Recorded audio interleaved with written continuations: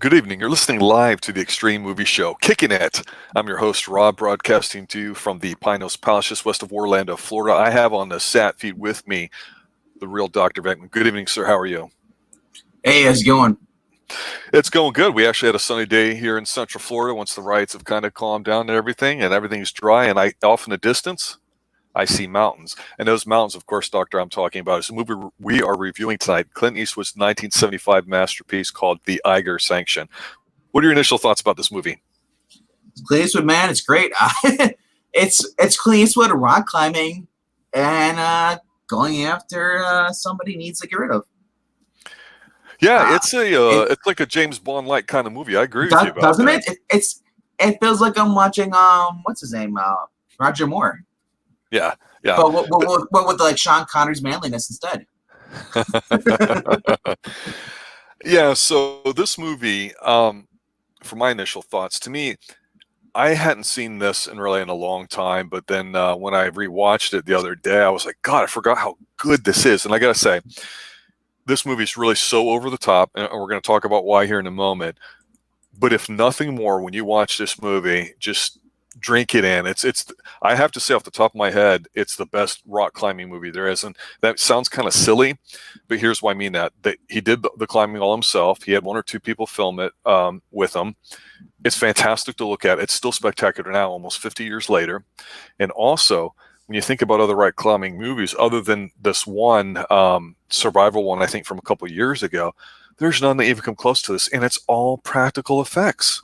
I mean, that's what I'd much rather sit down and watch a movie like this rather than, like I say, the CGI green screen stuff and the stuff you don't believe. This is legit, and it comes across that way. So it's action film, kind of spy film, Clint Eastwood film, and 70s film, and plus we've got George Kennedy. I mean, it's awesome. I mean, wow, what a great film too. So I suspect later tonight, Doctor, on Top 10 Tuesdays with Emily Tain from I Love Comics, tonight we'll be doing 1975. I wonder if this will be on somebody's list. We'll see. Yeah, so when you watch this movie and you rewatched it yourself, Doctor, what kind of jumped out to you? Well, this is a movie you could have had Richard Burton in it. They chose not to. Where there's rock climbing, they're climbing stuff. Yeah, I want to have Richard Burton, man. No paper mache mountains, please, for Clint Eastwood. going on a skylift, I want. But yeah, this is a different. This is why you see Clint Eastwood going away from his natural, basic Western stuff he did all the time. Yes. The only other movie he did kind of around before this was Thunderbolt and Lightfoot was another comedy, yet drama. Mm-hmm. And then he was also doing the Dirty Harry movies. So this was kind of a different Don's like he's an assassin, as far as I believe, right? If I recall, yes, because I wasn't sure if he was a hitman or assassin, whatever you want to call him. But anyway, and yeah, he's basically just hired to go after this person who's supposed to be at the Swiss Alps, where it was called the Eiger, and then it's called the Eiger Sanction because that's Eiger is it's in Switzerland, right? It's Sweden. Yes, but yeah, it's supposed to be like, what would you do if you wanted to climb a mountain and you have to fight someone on the mountain, but you don't want to do it on Mount Everest? So you go to Eiger Sanction. That's still just as deadly. It's just you're not as high as up. But still, it's like rock climbing and Clint Eastwood. It's like not something I never thought I'd want to see, but I'm glad I did see it. Yeah, and that's the thing too. You go, oh, Clint Eastwood movie. Yeah, okay, I'll probably watch it. Rock climbing. You go, it doesn't sound sexy. Doesn't sound exciting. And I think that when you think about rock climbing movies, you think of not much. I mean, you think of the Stallone's flick where that got parodied in Ace Ventura 2 with rock climbing, which was cool, but that was early mid '90s, and this one was good 20 years before it. So to me, when I think of this movie, like I say, the rock climbing stuff is spectacular, but for me, what really nails it is just the overall silly goofiness to it. So he's this college professor guy, but he's an art thief, and I mean, I love that kind of dual identity stuff. But he's, of course, a professional, like we talked about. So yeah, he's somebody that's made a lot of money doing some work for the C2, which is kind of like the CIA, and so he has this crazy boss, but the whole thing with his boss and everything else about this film, like I say, it's over the top. The names are really stupid, like Jemima, the black woman, George, the person that would be his trainer, but turns out to be George Kennedy's daughter, I think, in this too, where he's chasing up her mountain. She takes her shirt off to get him all pumped up to keep going. But to me, the side characters are absolutely fantastic. So when they're out there on George Kennedy's climbing place, and George Kennedy's like, yeah, it's all for the young, kids these days or whatever, because he's got to pay the bills and all that rather than serious rock climbing. He's trying to whip them into shape. They're walking by all the kids sitting by the pool and stuff like that. Well, you got this gay hitman who's carrying around his dog, which is always a phenomenal thing to look at in the movie. And his dog's name's Faggot. And I'm not making this up. I'm not making fun of it. I'm simply saying it's right there. And it's not like a one-time slip. It's legit. But this guy, I'm looking at him going, he's probably had the most fun out of anybody in this film, just sitting there by the pool, basically saying, hey, look, I know I screwed you over in Indonesia, but, I've got some intel for you. And the price is, please just don't kill me, sort of thing. And just that whole scene is delicious, the way the guy's like, yes, young man, I'd like to order a few drinks, whiskey and rye or whatever it was, and, a frozen daiquiri for me. And you're like, oh my God, this guy's so fruity. But everybody's so over the top. His boss is an albino that's got like a climate-controlled, germ-controlled room. It's just so silly. It's so stupid. And one thing about this movie that, unless you're a hardcore adventure fan, and people don't get about the script is, I think one of the people involved in juicing up the script a little bit was Warren Murphy, who is responsible for writing the Destroyer books, which have been around forever. He's the guy whose character, the Destroyer, was based off the movie, or the other way around. The movie was based off this guy's character, Remo Williams, from 1985. So I wanted to plug that too. But yeah, I mean, a bunch of silly stuff happens, but if you take all the characters out of it and just call it an action film and focus on the rock climbing, it's awesome. Yeah, he puts a hit on somebody, and then he has to put one final hit. But the key is his boss says, well, I don't know anything about him other than he's a guy who's going to climb the Eiger. You need to do it, and the guy limps. So that's all the intel he has. So he has to go on this climbing mission with these 3 other dudes, and George Kennedy's whipping him into shape, and because he's failed on it a couple times climbing it. And it's spectacular. Once they get to the Eiger and they all meet in the room to plan everything, it really actually gets tense. Yeah, Joe is saying in channel here that George Kennedy's underrated. I agree with you, Joe, totally too. Yeah, so what did you think about the 70s kind of vibe to this film, Doctor? Well, it helps out, man. Like, it's like 70s. I know there are like, you still had some of the hippie kind of mentality. You had the Peace Corps and all that crap. You had people who were just either because you had all the boring dweebs. And then you had the people who actually wanted to go and party and actually wanted to do stuff. And then you had and then 70s. You said the 70s, man. That's basically when everybody was out. Either you were got a job as a trucker, or you're working as a grocer, you're a mechanic, you're doing whatever you could. That's when men were working in factories. Dude, I totally love it. When it comes to the 70s vibes, I always dig it. When we watch Chuck Norris movies, man, same thing, man. Yes. I'm not a fan of the bell-bottom pants, but well, styles are styles, or bright yellow shirts. But but 70s, man, you were cool if you were wearing a jean jacket. Let me ask you this: have you ever done any rock climbing? I did a little bit, but I mean, it's not for me. Yeah, it's tough. Yeah, I mean, what was your takeaway after trying it? Yeah, you're basically relying on someone else to hold the rope down, to hold you up as you're climbing up stuff. So it comes down, you really gotta trust the person you're climbing with. If you're climbing by yourself, you're an idiot, because I don't care how experienced you are. All it takes is one little false thing, or one little slip up, an accident, and you can actually hurt yourself. But some people enjoy it, That's people are thrill seekers, and I am not a thrill seeker. I prefer to be on the ground or not in the ocean.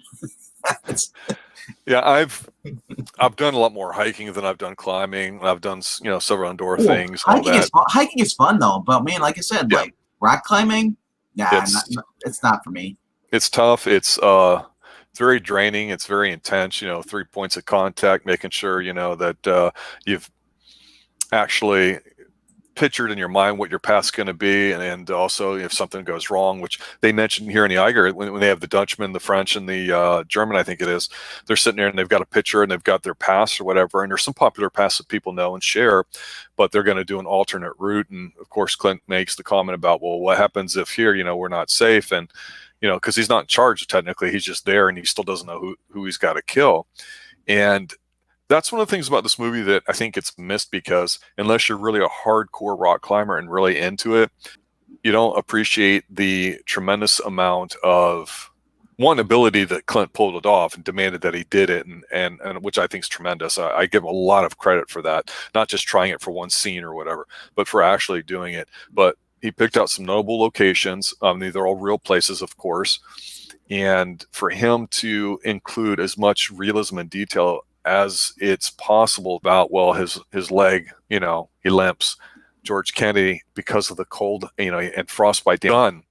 And so Kennedy technically still really alive. And Venus, who played George in this, man, she was a looker back then.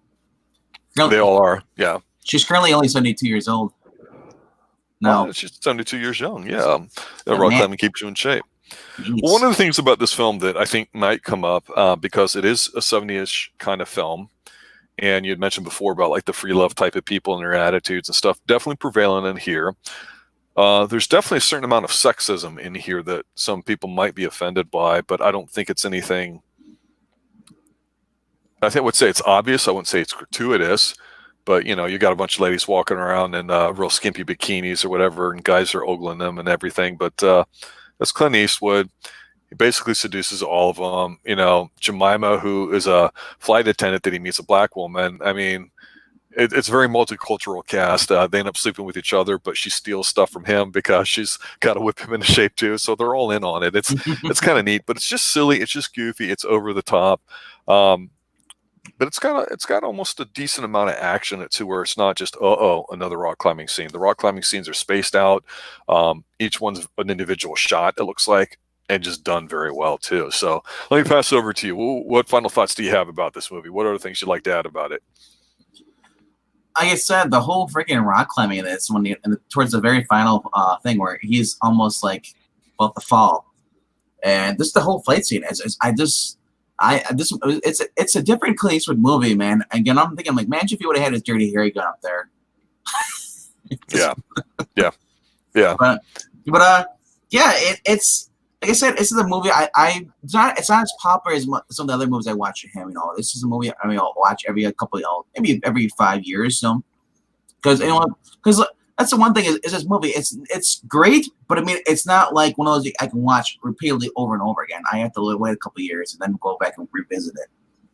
But I like watching his other. I've always been a fan of, like I said, like the Deadpool he did with the Dirty Harry and all of the ones like that.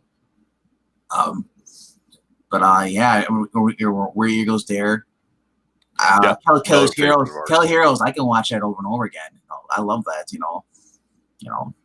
To me, that'd be like they made a game based off of that, or Kelly's Heroes. That would be fun to play. Yeah, and when we've talked about Clint Eastwood recently, about some of his films too, being older now and still around, one of the interesting things about him is that he shoots in a very efficient style. He doesn't want a lot of people on it. It's very quick, a couple takes, boom, you're done. And that's not because he's lazy. It's the complete opposite of, say, Stanley Kubrick, who might, spend one whole day on one scene. So it's interesting that totally different types of directors can actually achieve some great results, because you look at this and you go, it's just a average action flick. It's just goofy enough, like I say, with the characters and everything too, where it really jumps out at you. But it definitely has a very big adventure movie kind of feel to it, even though it's about rock climbing, like I said. So it's not like you're being excited about rock climbing, but there's something about the pacing when they're driving and going to say, well, we got to get you into shape for this. Okay, here's what you're going to do. Here's what's going to happen. And like I say, the characters are all out there, but I think it's underrated for him, and for him to be able to say, you know what, I want to do all the climbing. Yeah, I haven't rock climbed, but I want to do it. Oh my God, that's great. I mean, that's kind of like Tom Cruise before Tom Cruise, as we like to joke about. But the music's good. The scenes are breathtaking. It's really a wonderfully shot film, very beautiful. Clint Eastwood's got a great eye for capturing the scenes for when they're climbing and just other things about it too. And yeah, I can only imagine. I can only imagine what this has been like to have seen on the big screen. It feels like one of those movies, like one of the more recent Mission Impossibles, where yeah, it's a good film and it's enjoyable, especially when you're sitting at home watching. But boy, to see this on a big screen, oh my God, yeah. So yeah, great film. I think it's something that if you haven't seen it, definitely check it out. As far as Clint Eastwood films, Doctor, does this rank kind of like near the top for you, in the middle? Where is it ranked? I'd probably be in the middle because I really love his Western stuff more so than I am. So it's not towards the end. I'm not saying that, but it's just below the middle mark. Fair enough. Yeah, and he's got a lot of stuff too. So I've not seen actually a lot of his Westerns, only some of them, some of the more popular ones. So there may be some that rank a little bit higher. But I've been thinking about this movie a lot. It came up on our Top 10 Tuesday that we're going to be talking about a little later tonight. So I thought, let's go ahead and preview this just in case, to make sure we talk about it, because it definitely is a great film. Well, Doctor, I'd like to thank you for showing up again tonight. Joe, thanks for showing up tonight. You're absolutely right, Joe. George Kennedy is an underrated actor. I always joke about him being a breath of sure guy, but we talked about, he's one of those guys that just really brings a lot to it. He does not come across as a wimp or a coward. He's a solid man's man in here too, even though he doesn't look like Clint Eastwood. Just his delivery, everything about it's great. You still get the vibe that could kick your ass, one of those when men are men type things. So yeah, George Kennedy, hey, 70s will turn out to be the decade of George Kennedy. Who knew? I kind of wish they would have done a reboot of Gilligan's Island with George Kennedy as the skipper. Stop it. He would have killed everybody. All right, guys, thanks for listening. Thanks for sharing. Thanks for getting the word out about the Xtreme Movie Show. And as always, for the Doctor, for myself and England team, stay extreme. Good night. Good night, guys.